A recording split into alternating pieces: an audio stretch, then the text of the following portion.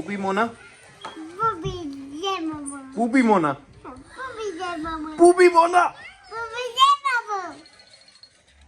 ले फिर आ गए सब राज्य खुश है।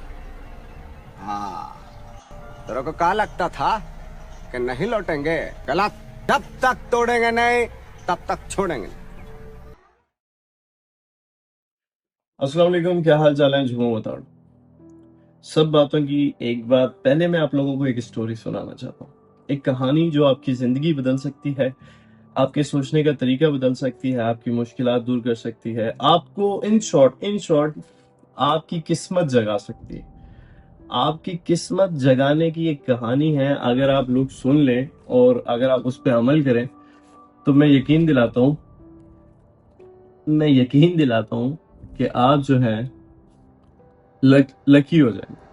आप जिस चीज में हाथ डालेंगे, जो काम करेंगे, जैसा करना चाहते हैं, आप जैसी चीजें चाहते हैं जिंदगी में, उससे अच्छी मिलेंगी। आप एक्सपेक्ट नहीं करेंगे और मतलब ना अनएक्सपेक्टेड थिंग आप बोलोगे अरे ये कैसे हो गया। मतलब लोग देखेंगे आपकी किस्मत को देख के ना, आपको बोलेंगे यार ये कैसे कर रहा है, मतलब इतना लकी क्यों है ये। चलो पहले मैं आपको कहानी सुनाता हूँ। स्टार्ट करते हैं। कहानी है दो भाइयों की। दो भाई होते हैं बहुत गरीब से, जिनकी किस्मत अच्छी नहीं होती और मतलब ना खाने को भी ज्यादा कुछ नहीं होता, गरीब से होते हैं। तो एक दिन एक भाई सुबह उठता है और वो देखता है कि दूसरे भाई के पास बकरियों का रेवड़। पहले तो वो परेशान होता है, वो समझता है कि शायद भाई ने चोरी की है, लेकिन वो सोचता है कि यार एक दो बकरी तो समझ आती है, 30-40 का मतलब 500-600 बकरियां कहाँ से लेके आएगी? क्या लॉटरी लगी है इसकी? लॉटरी के भी पैसे नहीं है तो ये कहाँ से लेके आया? वो भाई के पास जाता है और पूछता है कि भाई ये इतनी बकरियां लाए कहाँ से हो तुम? वो कहता है कि एक फलां पहाड़ के पीछे किस्मत सो रही थी मेरी, मैं उसको उठा के आया। उसके बाद मेरे पास, मैं खुशकिस्मत ही हो गया हूँ, जो काम करता हूँ कामयाब हो जाता हूँ, सब चीजें हो जाती है। दूसरा भाई बोलता है कि क्या वो वहां पे मेरी भी किस्मत थी? वो कहता है कि वहां उस पहाड़ के पीछे दुनिया के हर बंदे की किस्मत है। अगर वो जाके तुम उसको जगा दो तो तुम खुशकिस्मत इंसान हो जाओगे। वो कहता है ठीक है। वो निकल पड़ता है, भाई से रास्ता पूछता है, निकल पड़ता है, रास्ते में जाता है, जंगल आता है। जंगल में उसके सामने एक शेर आ जाता है। वो कहता है चल ठीक है, मैं तुझे इस शर्त पे जाने देता हूँ अगर तू मेरा ये सवाल पूछेगा अपनी किस्मत से। वो कहता है कि शेर कहता है मैं जितना भी खा लूं ना मेरी भूख खत्म नहीं होती, मैं कुछ भी खा लूं मेरी भूख खत्म नहीं होती। वो कहता है ठीक है। वो उससे निकल पड़ता है, फिर आगे जाता है। एक सुरंग गुफा आती है, गुफा से गुजर रहा होता है तो गुफा के एंड पे जहाँ पे निकलने की जगह होती है उसके सामने एक मोटा बंदा बैठा होता है।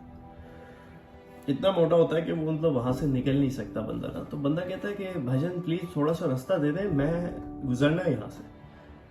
वो मोटा बंदा कहता है यार पहले तो मैं उठ नहीं सकता, अगर मैं उठूंगा भी तो मतलब मैं ना बहुत जान लगा के उठूंगा और मुझे अभी कोई मूड में नहीं हूं, मैं सोने के मूड में, मुझे सोने दे। वो कहता है कि यार प्लीज मुझे जाने दे, मैं अपनी किस्मत जगाने जा रहा हूँ। तो ना अगर तेरा कोई सवाल है, जिंदगी में कोई ऐसा मसला है जो नहीं सॉल्व होता, वो मुझे बता, मैं पूछूंगा किस्मत से, तेरा जवाब देगी, तू जाने दे। वो कहता है ठीक है। वो मोटा बंदा कहता है बंदे से जो किस्मत जगाने जा रहा है कि मैं कुछ भी नहीं खाता फिर भी इतना मोटा हूं, मतलब मैं बहुत कम खाता हूं और फिर भी मैं इतना मोटा हूं कि मैं अपनी जिंदगी से परेशान आ गया हूं। अब ये डाइट प्लान नहीं बताने वाली किस्मत, लेकिन किस्मत जो बातें बताएगी वो इम्पोर्टेंट है। सबर करें।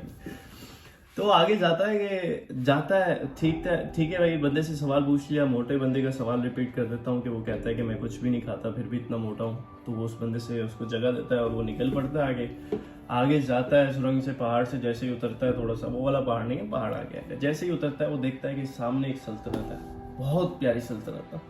वो कहता है चलो इसी को क्रॉस करके गुजरना है। तो क्रॉस करके गुजर रहा होता है तो उसे ना पकड़ लेते हैं वहां के बंदे और सिपाही, कहते हैं कि इसे जेल में डाल दो। वो कहता है जेल में क्यों डालो? कहता है तू जासूस लगता है, हमारी सल्तनत को वैसे ही गलत खतरा है, तू जासूस लगता है, जेल में डाल देते हैं। चलो भाई जेल में गया बंदा। वो बंदा इधर रोता है, चिल्लाता है, कहता है मुझे बादशाह से मिलने दो, प्लीज मुझे बादशाह से मिलने दो। वो कहता है क्यों मिलने दे बादशाह से। वो कहता है मैं अपनी किस्मत जगाने जा रहा हूँ, अगर तेरा कोई सवाल, तुम बादशाह का कोई सवाल है तो मुझे बताओ। वो पहले तो हंसते हैं ना, वो कहते हैं चलो भाई, किस्मत जगाने का ये तरीका होता तो हम भी तेरे साथ चलते हैं, पहाड़ों पे चलते हैं, किस्मत जगाते हैं और अयाशी से बादशाहियत करते हैं, और क्या। लोग नहीं मानते ना, वो सिपाही नहीं मानते उसकी बात। वो फिर रोता है, चिल्लाता है और बादशाह के पास आखिरकार बोलता है चलो पागल है, क्या बोलेगा। बादशाह भी बोलेगा चलो इसका सर कलम कर दो, बात तो सुनो।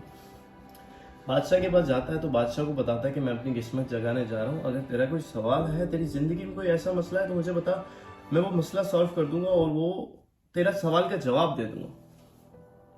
बादशाह, अब जाहिर सी बात है, हर बंदा, बड़ा या छोटा, जानवर या कोई ना कोई, कुछ ना कुछ जिंदगी में किसी ना किसी की कोई ना कोई मसला चल रहा होता है, जिसकी वजह से वो उसकी जिंदगी थोड़ी सी डिस्टर्ब होती है, अच्छी खासी डिस्टर्ब होती है। बादशाह कहता है कि मेरे पास एक सवाल है, अगर तू किस्मत को जगा आया और मेरे सवाल का जवाब तू ले आया तो मैं तुझे इस शर्त पे छोड़ूंगा, और अगर नहीं लाया तो तेरी सजा ये होगी कि मैं तुझे ढूंढ कर तेरा सर कलम कर दूंगा।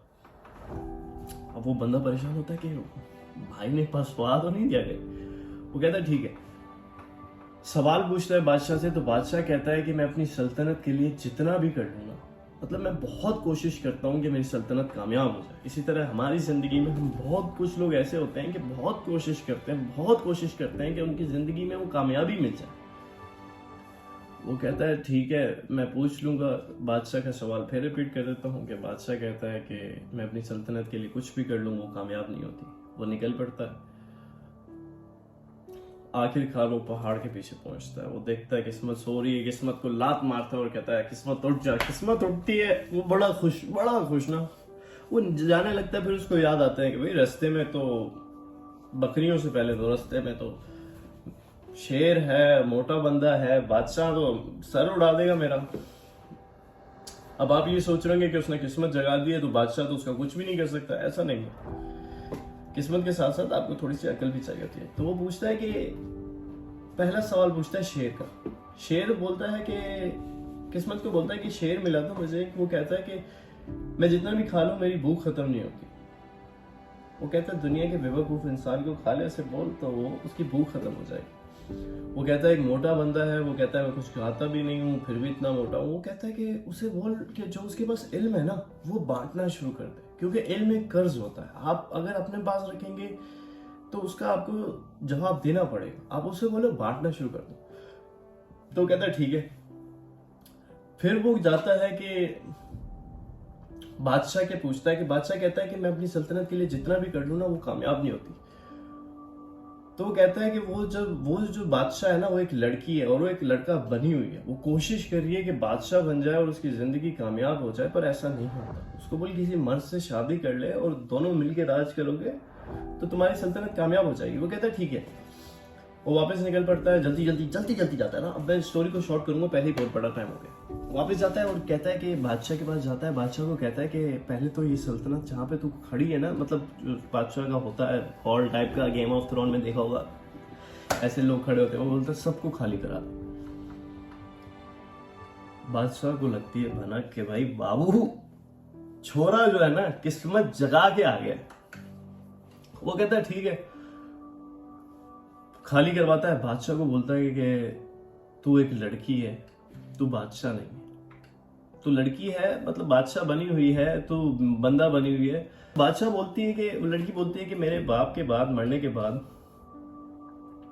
हमारा कोई भाई नहीं था, ना ही हमारी कोई बहन थी, मतलब मेरे और बाप का तो सिर्फ मैं अकेली थी, जिसकी तहत जो है ना हम सल्तनत को कामयाब करना चाहते थे। मेरा बाप काफ़ी कामयाब सल्तनत छोड़ के गया था, वो चाहता था कि कामयाब चलती रहे। तो इस वजह से मेरे बाप ने मुझे ही बादशाह बनाया और ये राज तब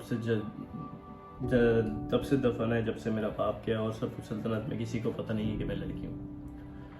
बादशाह बोलती है कि अब तुझे पता चल ही गया है तो ऐसा कर, तू मुझसे शादी कर ले और हम दोनों मिलके ये सल्तनत चलाते हैं। बंदा पहले ये सोचता है कि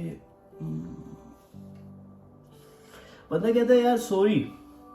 वो कहता है क्यों भाई? वो कहता है मेरा बकरियों का रेवड़ है वहां पे, मुझे चलानी है बकरियां। अब मेरे भाई की बकरियां इतनी सारी है, मेरी बकरियां अगर मैं नहीं गया तो मतलब मैं तेरी सल्तनत क्या क्या करूंगा, मुझे तो बकरियां चलानी। वो निकल पड़ता, छोड़ देता है, ठुकरा देता है उसको, फिर आगे जाता है, मोटे बंदे के पास जाता है, मोटे बंदे को बताता है कि भाई अपनी तेरे पास इल्म बहुत है, तू बांटना शुरू कर दे तो तू पतला होना शुरू हो जाएगा। मोटा बंदा कहता है वाकई में यार मेरे पास इल्म है, मैंने आज तक ये सोचा नहीं। वो कहता है चलो ठीक है मैं बांटता हूँ, मेरे पास बैठ 1 साल, मैं तुझे काफी सारी चीजें सिखाऊंगा, मैं तुझे पत्थर को सोना बनाना सिखा दूंगा। वो कहता है यार वो तो तेरी बात सही है, लेकिन मेरी है बकरियां, मुझे चलानी है बकरियां, और मेरी बकरियां मर जाएंगी 1 साल तक, इतनी सारी पता नहीं कितनी बकरियां मैं मर जाएंगी, फायदा नहीं, मेरे को जा रहा हूं मैं। वो निकल पड़ता, फिर आगे जाता है शेर के पास। शेर को बताता है कि दुनिया के बेवकूफ इंसान को खा ले तो तेरी भूख खत्म हो जाएगी। जैसे ही बता के जाने लगता है, शेर बोलता है रुक रुक रुक रुक, मेरे से आगे भी तो तुझे लोग मिले होंगे ना। वो कहता है हाँ मिले थे। वो कहता है मुझे बादशाहियत मिल रही थी, मैंने नहीं ली। वो कहता है मुझे इल्म मिल रहा था, मैंने नहीं लिया। वो कहता है तूने क्यों नहीं लिया? स्टोरी बताता है, शॉर्ट करके बता रहा हूँ। वो कहता है मैंने इस वजह से नहीं लिया, मेरी बकरियां हैं, मुझे बकरियां चलानी है, अब मैं क्या करूं, कैसे मतलब ना क्या करूं, मतलब मुझे बकरियां चलानी है इसलिए मैंने नहीं लिया, मेरे पास टाइम नहीं है। वो कहता है ठीक है मैं तुझे एक बात बताता हूँ, बात यह है कि जो तेरी भाई की किस्मत में था ना वो तेरी किस्मत में नहीं, और जो तेरी किस्मत में है वो तेरे भाई की किस्मत में नहीं। इस दुनिया में हर इंसान अपनी किस्मत लेकर आता है और हर इंसान की किस्मत में अलग अलग चीजें होती हैं। तो तुम किसी की किस्मत को देख के भाग रहे हो, तू तेरी किस्मत में सल्तनत थी, तेरी किस्मत में इल्म था, तूने नहीं लिया, तूने सोचा बकरियां होंगी। वो शेर कहता है तुझसे बेवकूफ इंसान मुझे नहीं मिलेगा, वो उसे खा जाता है। अब ये स्टोरी यहाँ पे हो जाती है खत्म। अब इसमें किस्मत आपकी कैसे चेंज होगी? वो पहाड़ जो है ना, 2008 से मैं सोच रहा था, तब तो इतना नहीं सोचा, 2015 नहीं, 16 नहीं, 18 में जब मैंने visit visa apply, student visa apply किया था तो मेरा नहीं हुआ था आइलैंड का, और मैंने बहुत कोशिश की थी, दबा के मेहनत की थी, सब कुछ करता था, सब कुछ कर रहा, नहीं हुआ। फिर मुझे ये कहानी रिकॉल हुई और फिर मैंने जो है ना वो किस्मत का पहाड़ ढूंढना शुरू कर दिया और वो पहाड़ मुझे मिल गया। मेरी किस्मत चेंज ऐसे हो गई कि मैं डायरेक्ट पाकिस्तान से यहाँ आ गया। मैं इतना पढ़ने वाला नहीं था, मैं इतना होशियार लड़का नहीं था, तो मेरी किस्मत चेंज हो गई। मैंने आइट्स किया था, मेरे स्कोर आया था 6, सबको बता रहा हूँ, और मतलब टू गुड नहीं था, मैं एवरेज बंदा था। व्लॉग भी नहीं चलते थे मेरे। अब ये वीडियो देखना ऐसे बूम जाएगी, क्योंकि किस्मत का राज बताने वाला हूं। वो पहाड़ ढूंढ लिया मैंने। वो पहाड़ आपकी रियल लाइफ में हर बंदे की जिंदगी में मौजूद है। खासकर मैं ये मेरे जितने यंग या मेरे से ज्यादा बच्चे जो हैं उनको बताना चाह रहा हूँ, जो किस दुनिया में वाकई में कुछ करना चाहते हैं। वो पहाड़ कहाँ है? क्या आप लोगों को जानना है वो पहाड़ कहाँ है? वो पहाड़ आपकी जिंदगी में, आपकी जिंदगी में कैसे वो पहाड़ है आपके और आपके माँ बाप के बीच में अना। अगर आप वो अना खत्म कर दें और आप अपनी माँ बाप की खिदमत करने लग जाएं, अपने माँ बाप का, वो आपकी किस्मत आपके माँ बाप के कदमों के नीचे है, दफन है वहां पे। ऐसे ही नहीं कहा कि माँ के पाँव के नीचे जन्नत है। उस खुदा ने ऐसे नहीं कहा कि बेटा तुम्हारी माँ के पैर के नीचे जन्नत है। बाप, अगर आप अपने माँ बाप की खिदमत करने लग जाए ना सच्चे दिल से, और उनके आगे उफ तक ना करें, वो जैसा बोले वैसा करें, कभी कभी इंसान कर लेता है, लेकिन ये मत सोचें कि आप लोगों को, ज्यादातर जनरेशन ये सोचती है कि आपको लगता है कि आपके माँ बाप को इतना नहीं पता, वो ओल्ड जनरेशन से है और तुम न्यू जनरेशन में हो। तो मैं ये बता दूं कि पिछले जो लोग हैं, जो हमसे पहले वो लोग हैं, वो ज्यादा स्मार्ट है। हम लोग स्मार्ट नहीं है। हम लोगों को लगता है कि हम सारा दिन, अगर पिछले जमाने में लोग कैलकुलेटर यूज नहीं करते थे, पिछले जमाने में लोग मोबाइल फोन नहीं होते थे, उनका दिमाग, उनकी अटेंशन, उनकी फोकस बहुत ज्यादा होता था, और हमारा फोकस खत्म हो गया क्योंकि सारा दिन हम टिकटॉक पे लगे हुए। खिदमत जगाना चाहते हैं तो अपने माँ बाप की खिदमत करें। अगर आपके माँ बाप जिंदा हैं, अगर आपको गलती हुई है, आप माफी मांग लें। मैं कह रहा हूं, अगर आप ये करने लग जाएं, सिर्फ मैं कह रहा हूं आप सच्चे दिल से करने लग जाएं, आप देखना 2 महीने 1 महीने में आप लोगों को पानी पे चलते हुए नजर आएंगे, लेकिन आप माने तो सही। इस वीडियो में मैंने किस्मत जगाने का तरीका मैंने आपको बता दिया है। अगर आप जगाएं तो ये आपकी मर्जी है, आप ना जगाएं तो इसमें मेरा कोई कसूर नहीं है। मेरे पास जो इल्म था, मेरे पास जो चीजें थी, मैंने आप लोगों को दे दी। मेरी हो गई जिम्मेदारी यहाँ पे खत्म। और जिन लोगों ने ये वीडियो नहीं देखी और इस वीडियो को लेके लाइट ले लिया है, तो भाईजान 1 साल बात करो या 4 साल बात करो, करना तो आपने वही है, किस्मत तो आपकी वही दफन है। और अगर आपको वीडियो मेरी अच्छी लगी तो प्लीज ये शेयर कर दें, ताकि ये स्टोरी आगे उन लोगों तक पहुंचे जो लोग वाकई में सोचते हैं कि हमारी किस्मत, हमारी जिंदगी में ऐसा क्या कर रहे हैं जो हम कामयाब नहीं हो। आप अपने माँ बाप की खिदमत नहीं कर रहे। अगली वीडियो में मिलेंगे, फिर मुलाकात होगी। उम्मीद करता हूँ आप सब खैरियत से रहेंगे। आपके मसले मसाइल, आपकी किस्मत को जगाने का तरीका बता दिया। हम अब चलते हैं। खुदा हाफिज़, अपना ख्याल रखिएगा। फिर मिलते हैं अगली वीडियो में। जरूर आएंगे, लेकिन 1 हफ्ते बाद आएंगे। यहाँ पे सुस्ती बहुत है। और हाँ, लाइक कर दें, शेयर कर दें, ताकि किसी और को वीडियो मिल जाए और उसकी किस्मत चेंज हो जाए अगर आपने नहीं करनी।